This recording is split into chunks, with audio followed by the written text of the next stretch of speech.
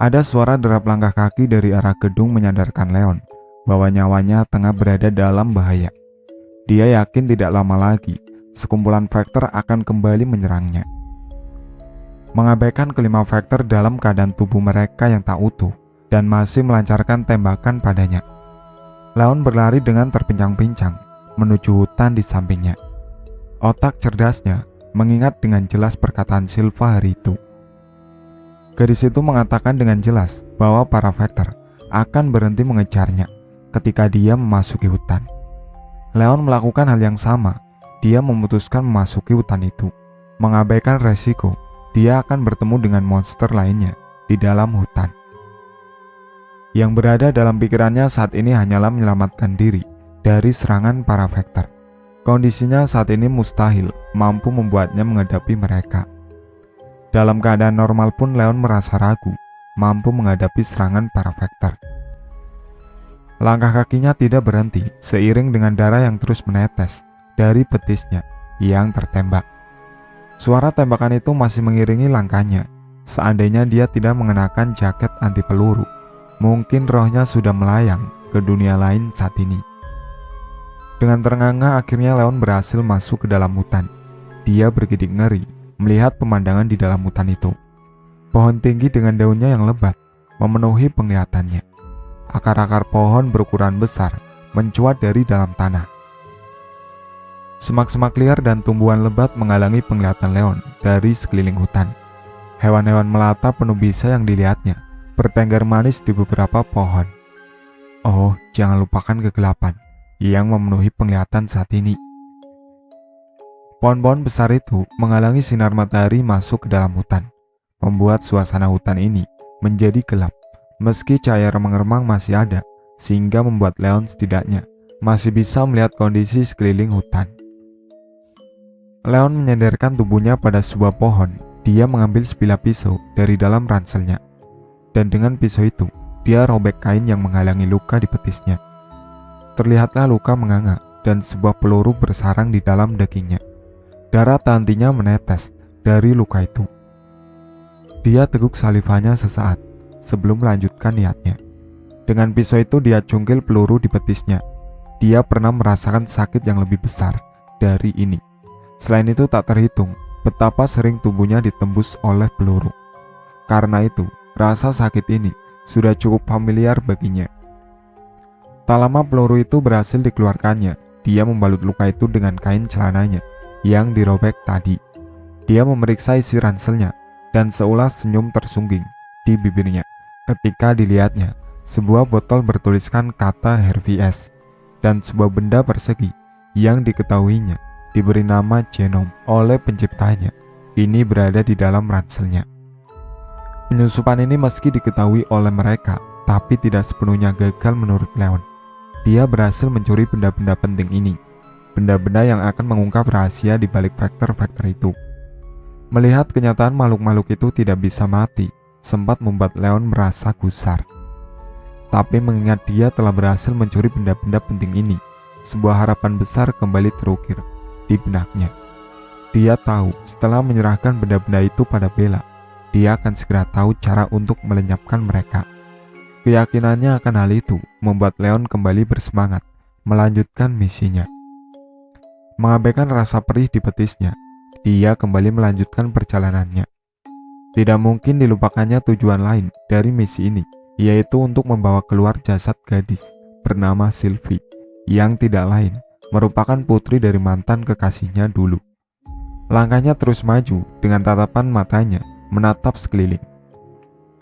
Dia sedang fokus mencari genangan lumpur yang tidak lain adalah rawa yang menelan tubuh Sylvie, sehingga membuatnya kehilangan nyawa. Leon tiba di sebuah sungai. Jika dia tidak mengingat cerita Silva tentang makhluk-makhluk yang menempati sungai itu, mungkin dia sudah meminum airnya, karena sejujurnya dia sedang kehausan saat ini. Beruntung otak cerdasnya mengingat dengan jelas cerita Silva dari rekaman yang didengarnya. Silva menceritakan dengan detail kisah petualangannya di dalam desa ini ketika dia berbicara dengan Bella. Berbeda dibandingkan di saat gadis itu bercerita di depannya. Beruntung dia memiliki rekan secerdas Bella, sehingga wanita itu merekam semua yang diceritakan Silva padanya. Leon bisa mendengarkan isi rekaman itu, dan dia pun mengetahui semua kengerian yang tersimpan di dalam desa terkutuk ini. Berdasarkan cerita Silva dalam rekaman itu, letak rawa di mana jasad saudaranya berada tidak jauh dari sungai. Dengan tertati-tati Leon melanjutkan langkahnya, meskipun dia merasa tubuhnya semakin lemas karena darahnya yang kembali menetes. Tapi dia mengabaikannya. Dia hanya ingin segera keluar dari tempat ini dan segera bergabung kembali dengan kedua rekannya. Dia hembuskan nafasnya lega ketika akhirnya menemukan genangan lumpur di depannya. Dia lemparkan sebuah kayu berukuran sedang untuk memastikan benarkah genangan itu adalah rawa hidup yang dicarinya. Sekali lagi, ia hembuskan napasnya lega ketika melihat lumpur itu mengisap potongan kayu yang dilemparnya tadi. Dia memicingkan matanya ke arah tengah rawa itu, tapi dia tidak melihat sosok tangan Sylvie yang seharusnya terjulur ke atas dari dalam rawa itu. Setidaknya itulah yang dia tahu dari cerita Silva. Leon menjatuhkan tubuhnya kasar di atas tanah ketika menyadari sudah tidak memiliki tenaga untuk menopang tubuhnya lagi. Sepertinya aku terlambat, gumamnya pelan. Melihat sosok tangan Sylvie sudah tidak terlihat lagi, menyadarkan Leon bahwa dia memang sudah terlambat. Pastilah rawa itu sudah melahap habis tubuh Sylvie, mengisapnya sampai tak terlihat lagi. Tiba-tiba saja wajah Josette berkelebat di kepalanya. Dia tidak tahu harus bagaimana mengatakan hal ini padanya. Pastilah wanita itu akan kembali membencinya. Wanita itu pasti menganggapnya sekali lagi tidak bisa menepati janjinya. Andai Josette tahu betapa Leon sudah berusaha mati-matian untuk menepati janjinya kali ini. Tapi apalah daya, nasi sudah menjadi bubur. Tubuh Sylvie mustahil akan muncul kembali dari dalam rawa itu. Rasa pusing mulai berputar-putar di kepala Leon, membuatnya tanpa sadar merebahkan tubuhnya di tanah. Kedua matanya tertutup tanpa disadarinya. Leon, kau tulus mencintaiku kan? Kedua alis Leon terangkat ketika dia mendengar pertanyaan gadis di depannya. Seorang gadis yang tentu sangat dicintainya.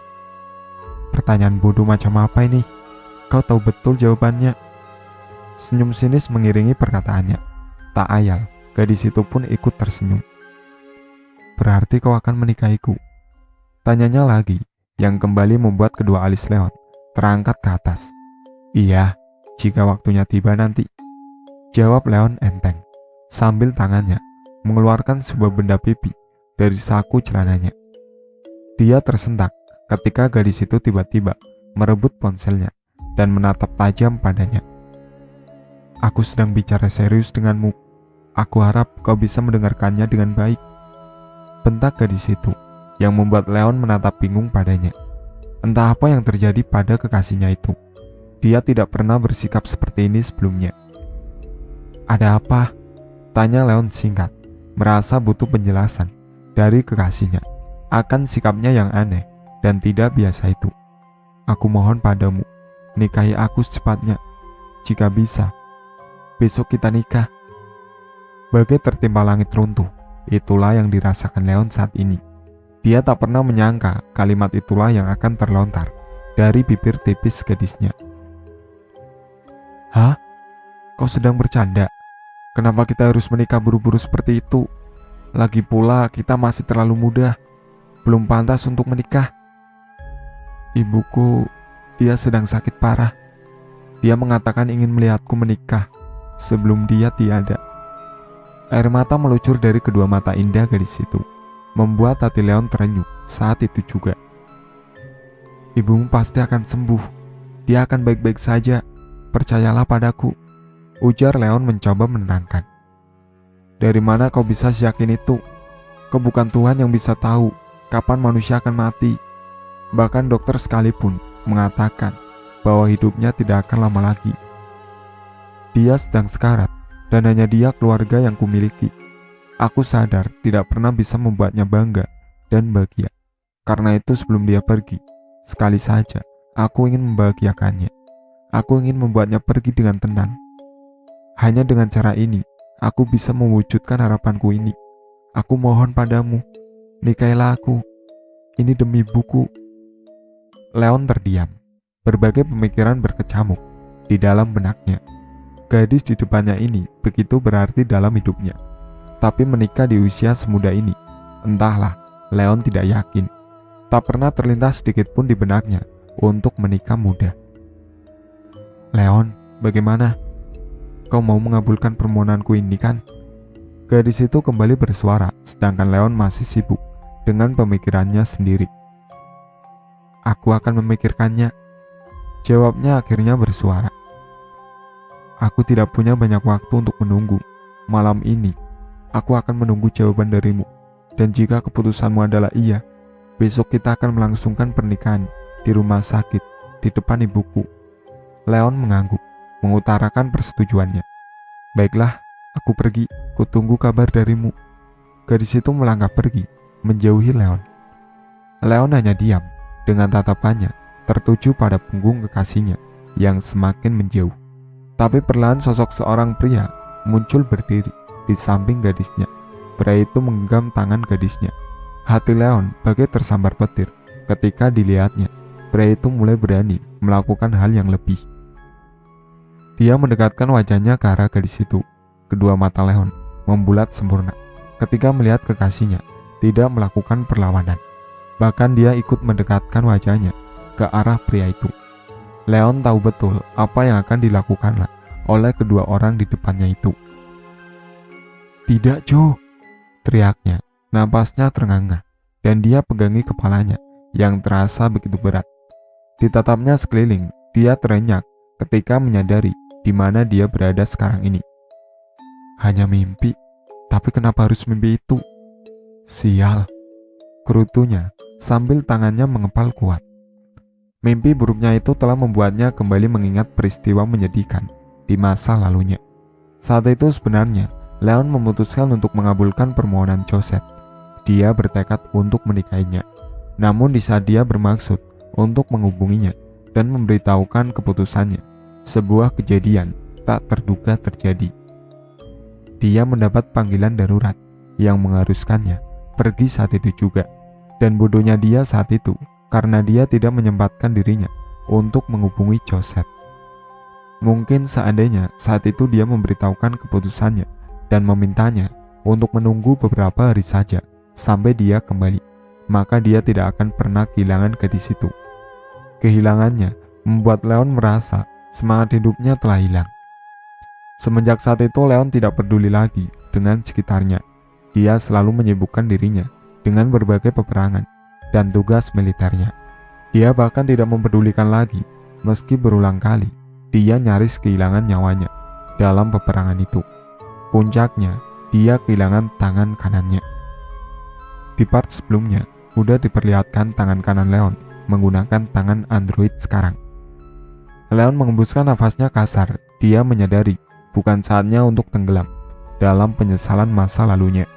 Dia kembali bangkit dan dia berusaha memutar otaknya, mencari berbagai cara untuk memberi tanda pada kedua rekannya. Tanda bahwa sudah tiba saatnya mereka untuk menjemputnya sebelum monster-monster lain menghuni hutan ini menyadari kehadirannya. Tapi bagaimana caranya memberi tanda pada mereka berdua? Pertanyaan itulah yang saat ini memenuhi kepala Leon. Semoga dia bisa segera menemukan caranya. Bella dan Ronald menunggu dengan gusar munculnya tanda dari Leon yang tak kunjung mereka lihat. Desa berbahaya di balik tembok yang menjulang tinggi masih dapat mereka lihat dengan jelas dari tempat mereka berada kini. Kenapa dia lama sekali? Semoga tidak terjadi apa-apa padanya, ujar Ronald dengan langkah kakinya yang terus mondar-mandir di depan Bella, membuat Bella jengah melihatnya. Tenanglah Ron, dia itu Leon Axton, pria tangguh yang berhasil lolos dari maut berulang kali. Dia pasti akan baik-baik saja. Bella mencoba menenangkan Ronald, meski sebenarnya di dalam hatinya dia merasakan kekhawatiran yang sama dengannya. Iya, aku tahu, tapi ini sudah hampir seharian. Dia berjanji setelah mengumpulkan semua bukti, dia akan segera kembali. Menurutku ini terlalu lama. Lagi pula, Jangan katakan kalau kau juga mengkhawatirkannya. Kau pikir aku tidak tahu bagaimana perasaanmu padanya, Bel?" Seringaian terlukis di wajah Ronald seiring dengan ucapannya. Merasa dia telah berhasil menggoda wanita di depannya yang tengah merona saat ini. "Diam kau," bentaknya, yang membuat Ronald terkekeh. "Oh iya, kau tahu siapa wanita yang datang ke markas kita dan melaporkan tempat ini?" Kedua alis Ronald terangkat mendengar pertanyaan itu. "Ah, kau kan sudah tahu betul siapa dia. Dia gadis SMA, bernama Silva Petrova. Bukankah kau sudah memeriksa kondisinya, sekaligus berbicara panjang lebar dengannya?" "Bodoh, bukan gadis itu yang kumaksud, tapi ibunya. Dia terlihat cukup dekat dengan Leon." Kali ini kedua alis Bella yang terangkat ketika melihat Ronald kembali terkekeh karena pertanyaannya. "Ada yang lucu dengan pertanyaanku?" tanyanya ketus. "Kau cemburu ya?" "Hah? Siapa yang cemburu? Memangnya tidak boleh ya aku menanyakan tentang dia?" Malu bercampur kesal dirasakan Bella saat ini. Dia merutuki dirinya, seharusnya dia tidak pernah melontarkan pertanyaan ini. Pertanyaan yang membuat Ronald mengejeknya habis-habisan. Tapi di sisi lain, tak dapat Bella pungkiri, dia cukup penasaran dengan wanita itu. "Aku juga tidak tahu siapa dia, tapi jika melihat Kapten begitu peduli padanya, kurasa hubungan mereka cukup spesial di masa lalu," jawab Ronald acuh sambil mengangkat kedua bahunya. Tanda dia memang tidak tahu menau tentang wanita itu. "Kukira kalian bersahabat dekat." "Iya, walaupun kami bersahabat, tidak berarti aku mengetahui kehidupan pribadinya. Lagi pula dia tidak pernah menceritakannya padaku. Aku juga tidak ingin ikut campur urusan orang lain." Bella terdiam. Sebenarnya sejak pertemuannya dengan wanita itu, yang tidak lain adalah Cosette, dia merasakan sebuah firasat buruk. Dari cara Leon memandangnya, Bella menyadari pria itu memiliki perasaan khusus padanya. Memikirkannya membuat Bella kesal. Sejauh ini dia selalu berada di dekat Leon, tapi tak pernah sekalipun Leon membalas perasaannya. Padahal dia yakin Leon menyadari perasaannya pada pria itu. Mungkin saja alasan Kapten selalu acuh pada wanita selama ini, penyebabnya karena wanita itu kan. Mungkin saja dulu mereka sepasang kekasih. Ronald kembali bersuara. Dari tingkahnya yang mengedipkan sebelah matanya pada Bella, bisa diperkirakan dia sedang berusaha menggoda Bella saat ini, membuat suasana hati Bella yang buruk menjadi semakin buruk. "Tutup mulutmu. Aku yakin mereka tidak memiliki hubungan apapun. Jika itu yang kau pikirkan, terserah kau saja." Bella menggeram marah mendengar Ronald terus menertawakannya. Namun, atensinya teralihkan ketika dia melihat sebuah asap mengepul di udara. "Hei, Ron, lihat asap itu. Bukankah itu berasal dari hutan?" Sontak Ronald memicingkan matanya ke arah asap yang dimaksud Bella. Melihatnya dia menyadari sesuatu. Seulas senyum tersungging di bibirnya. "Itu pasti Kapten. Kita bergegas ke sana." Bella mengangguk dan dengan sigap mengikuti Ronald menaiki helikopter yang terparkir tidak jauh dari mereka berada. Tak lama kemudian helikopter itu pun terbang menuju asal muasal asap itu. "Bel, benar itu tanda dari Kapten?" tanya Ronald ketika mereka sudah berada tepat di atas sumber asap itu berada. "Tunggu sebentar, pohon-pohon itu menghalangi," timpal Bella sambil sibuk memandang ke bawah dengan teropongnya. "Itu Leon, aku melihatnya. Cepat turunkan talinya," ujar Bella sumringah, melihat Leon sedang melambai-lambaikan tangannya di bawah sana. Sedangkan Leon, dia menghembuskan nafasnya lega ketika sebuah tali sudah terulur ke arahnya. Tanpa ragu dia memegangi tali itu dan memanjat pelan dengan hati-hati. Betisnya yang terluka sedikit mengganggunya, tapi bukan Leon namanya jika masalah sekecil ini menjadi penghambat baginya. Perlahan namun pasti, akhirnya Leon berhasil mendekati helikopter. Bella dengan sigap membantu Leon naik ke dalam helikopter. Helikopter itu pun terbang semakin tinggi, meninggalkan desa berbahaya. Kupikir aku akan mati. Tempat itu benar-benar mengerikan."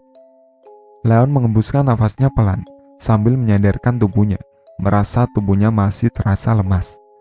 Untung saja kalian menyadari asap itu tanda dariku.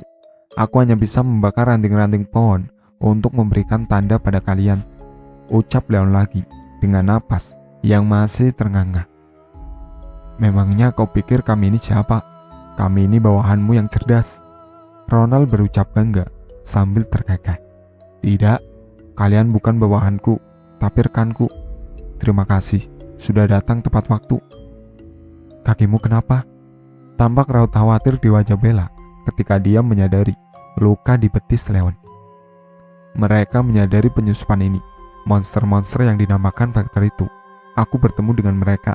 Mereka memang musuh yang mengerikan. Mereka menembakku dan salah satu peluru berhasil bersarang di betisku. Tapi aku sudah mengeluarkan pelurunya. Jadi aku baik-baik saja sekarang. Baik-baik saja kepalamu. Coba lihat darahnya, masih keluar. Aku akan mengobatinya. Bella bergegas mengeluarkan kotak P3K yang sengaja dibawanya. Dengan cekatan, ia mengobati luka Leon.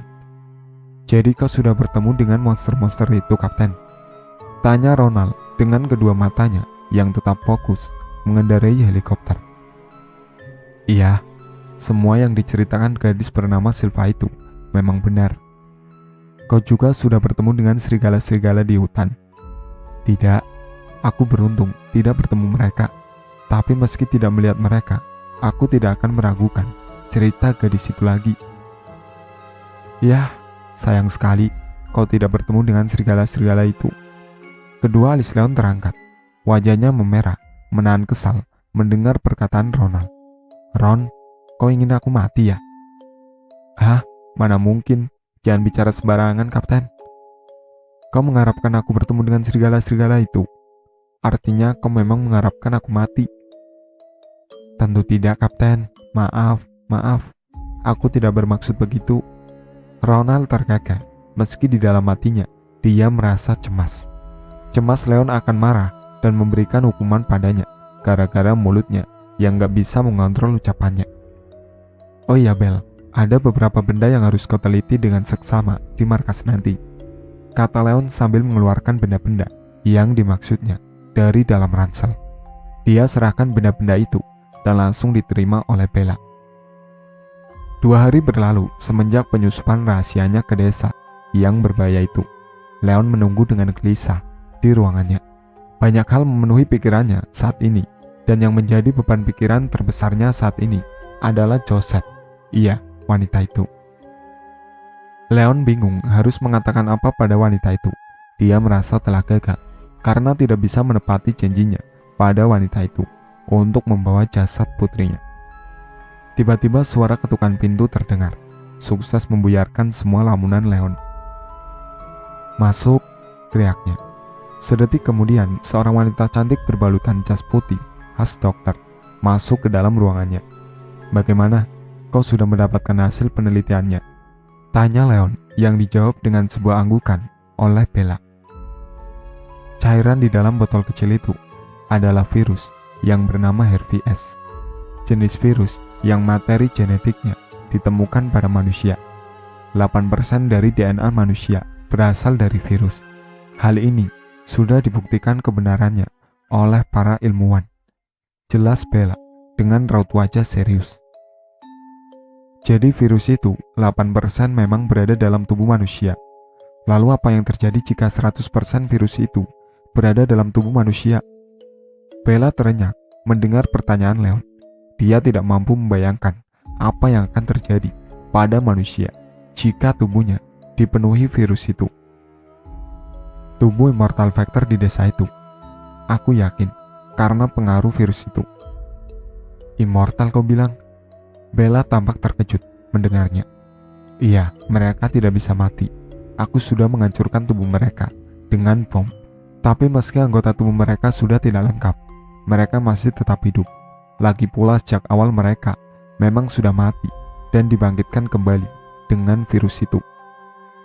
Tidak, kurasa virus itu hanya memperbaiki fungsi organ mereka yang sudah mati menjadi pulih kembali. Dan mungkin memang benar, virus itu membuat mereka menjadi makhluk immortal. Tapi alasan mereka bisa hidup dan bergerak padahal mereka sudah mati itu karena benda persegi yang kau sebut genom.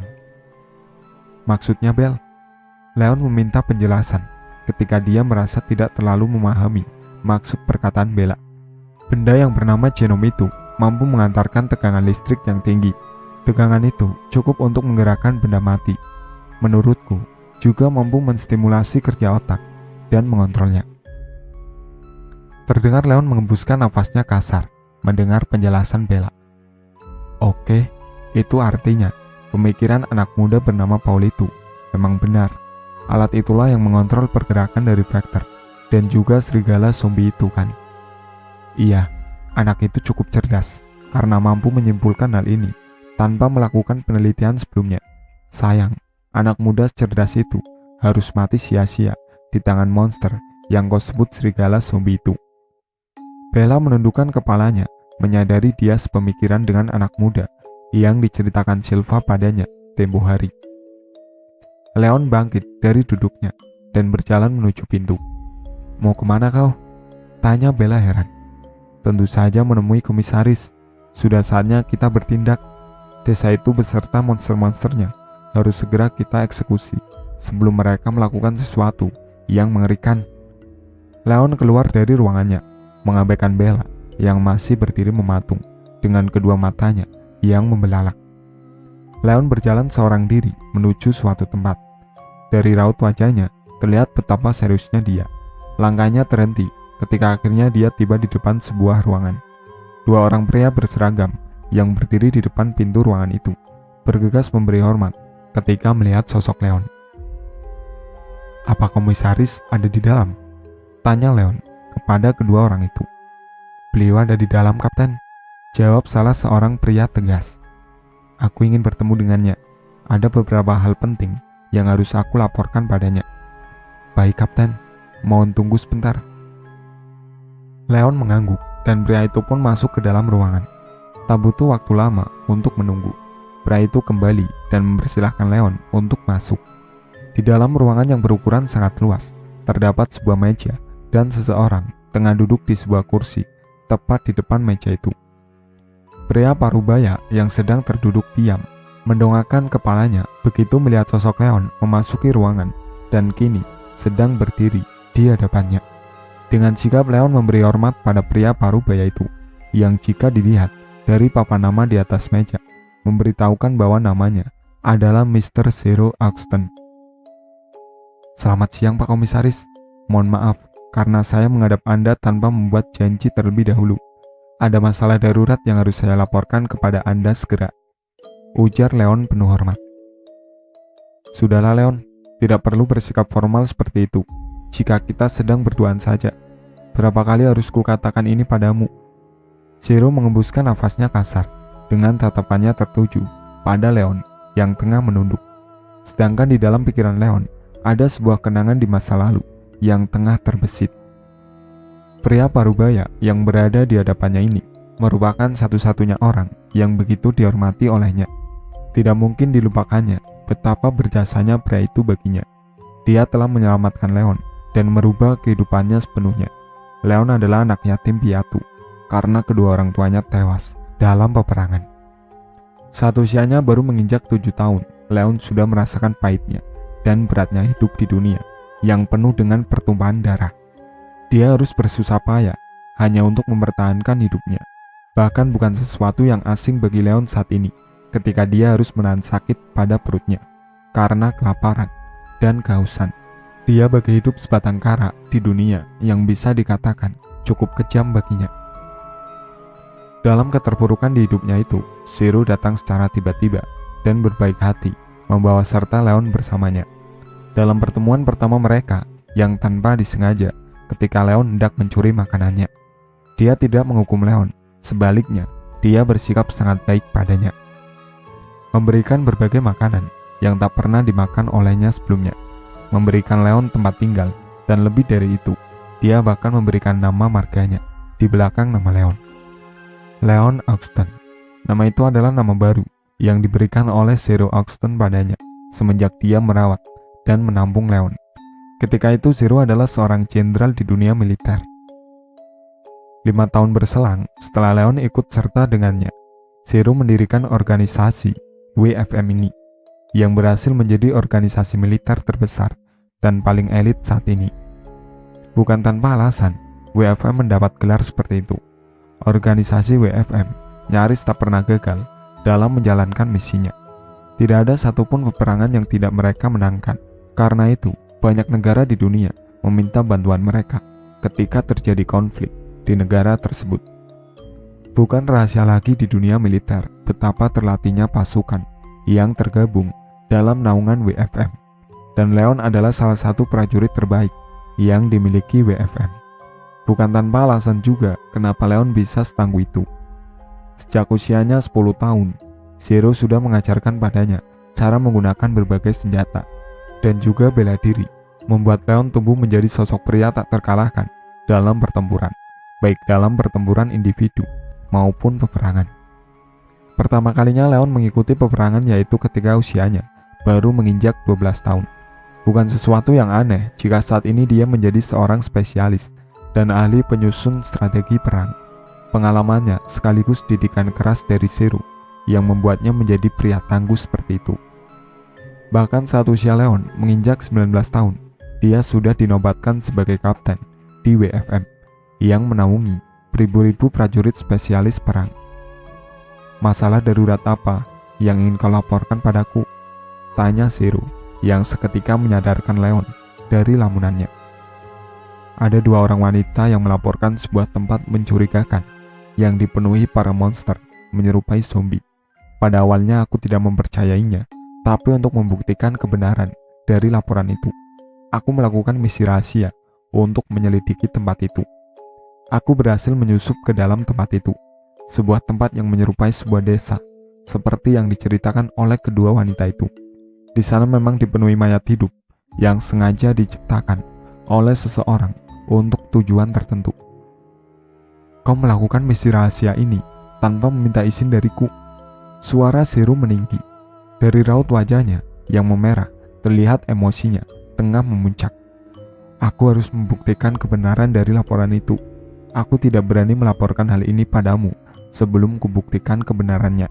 Dan setelah penyusupan itu, tanpa ragu, kukatakan bahwa laporan itu benar adanya. Aku sudah mengumpulkan beberapa bukti. Leon mengeluarkan ponselnya dan memperlihatkan bukti rekaman yang dia dapatkan ketika menyusup. Video itu memperlihatkan keadaan desa, para fighter yang tengah berbaris di aula, sekumpulan jasad yang terbaring kaku dengan genom yang menempel di pundak mereka, dan tidak lupa dia juga memperlihatkan video di dalam laboratorium di mana terdapat seorang pemuda di dalam tabung raksasa dan rak yang dipenuhi botol kecil. Aku juga berhasil mencuri beberapa benda dalam penyusupan itu. Bella beserta divisi penelitian sudah melakukan pemeriksaan pada benda-benda itu, dan kini kami sudah mendapatkan kesimpulannya. Mereka membangkitkan kembali jasad-jasad itu dengan menggunakan virus HRVS dan mengontrol otak serta pergerakan mereka dengan menggunakan alat berbentuk persegi yang mereka namakan genom. Alat itu mampu mengantarkan listrik bertegangan tinggi. Kedua mata Zero membelalak sempurna. Dia terdiam untuk sesaat dan kembali menatap serius pada Leon. Paman, kita harus segera menghancurkan desa itu beserta monster-monsternya. Kau berlebihan menyebut mereka monster, ucap Zero enteng, membuat Leon menggertakkan giginya kesal. Mereka memang monster, Paman. Mereka mayat hidup pemakan manusia. Sudah banyak manusia yang menjadi santapan mereka. Bukan hanya itu, mereka juga cukup cerdas dan mampu menggunakan senjata. Aku bahkan sudah terlibat pertempuran cukup sengit dengan mereka. Selain itu, mereka juga tidak bisa mati. Aku sudah menghancurkan tubuh mereka dengan bom. Tapi meski tubuh mereka sudah tidak lengkap lagi, mereka tetap hidup. Satu lagi masalahnya, bukan hanya mereka monsternya. Di dalam hutan pun ada sekumpulan serigala mati yang sengaja dibangkitkan kembali, layaknya jasad-jasad manusia yang dijadikan vektor. Serigala-serigala buas itu, jelas mereka monster yang mengerikan untuk umat manusia seandainya mereka dilepaskan dari desa itu. Pemikiranmu berlebihan, Leon. Lagi pula, kita tidak bisa berbuat gegabah dengan melancarkan serangan ke tempat itu begitu saja. Kita harus mencari tahu sebelumnya siapa gerangan yang menciptakan desa itu, dan apa tujuannya menciptakan makhluk-makhluk itu. Ucapan Zero sukses membuat emosi Leon semakin memuncak. Mereka jelas berbahaya bagi umat manusia, Paman. Aku sudah melihatnya dengan mata kepalaku sendiri. Betapa mengerikannya mereka. Leon, aku sudah mengajarimu banyak hal sejak kau masih anak-anak. Bagaimana mungkin kau masih tidak mengerti dengan masalah ini? Tempat yang kau ceritakan itu, kau tahu betul bahwa sebelumnya tidak ada seorang pun yang mengetahuinya. Bahkan pihak kepolisian sekalipun. Apa kau mengerti kenapa hal ini bisa terjadi? Leon terbelalak. Perkataan Zero tampaknya membuat dia menyadari sesuatu. Rasanya mustahil pihak kepolisian tidak mengetahui tempat itu, meski tempat itu berada di daerah terpencil sekalipun. Alasan tempat itu tetap tersembunyi dan tidak pernah dibahas oleh pihak manapun, seolah-olah sengaja terisolasi dari dunia luar. Apa kau menyadari alasannya? Zero sangat serius menanyakan hal ini pada Leon. Leon menekuk salivannya dengan kedua matanya yang masih membolak. Seseorang yang berkuasa sengaja menciptakan desa beserta monster-monster itu dengan tujuan tertentu. Seorang penguasa bahkan mampu membungkam pihak kepolisian yang notabene merupakan pondasi utama dari keamanan negeri ini. Iya Leon, akhirnya kau mengerti. Kita tidak bisa bertindak gegabah dengan menyerang desa itu. Sebelumnya, kita harus menyelidiki siapa orang yang sengaja mendirikannya, beserta tujuannya melakukan semua ini. Aku sama sekali tidak meragukan laporanmu, Leon. Aku akan mengirimkan pasukan pengintai dan divisi investigasi untuk menyelidiki masalah ini. Setelah itu, barulah kita menyusun rencana untuk tindakan yang akan kita lakukan pada desa itu. Dengan tegap, Leon memberi hormat pada Zero. Baiklah Pak Komisaris, saya percayakan masalah ini pada Anda. Saya tunggu kabar berikutnya. Saya mohon undur diri.